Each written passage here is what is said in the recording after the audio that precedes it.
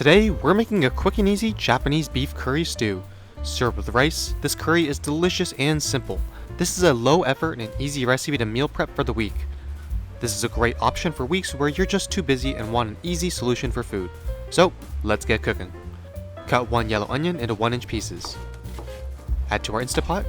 Chop 1 pound of carrot into 1-inch pieces. Then chop 1 head of celery into large pieces. Next, add 1 pound of stewed beef, or feel free to make this chicken or vegetarian. Then add 8 cubes of S&B curry. Then add 3 cups of water.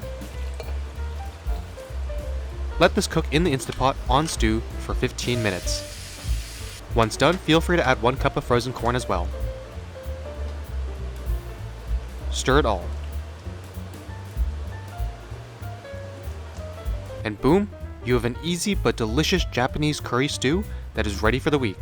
This is an extremely easy to make but delicious option, and a great example of how meal prep can be done without time-consuming preparation. Make sure to serve this with some rice or udon. We can meal prep this into our containers, which makes about 10 servings. If this looks yummy, then be sure to like and subscribe for more, and we'll see you next time.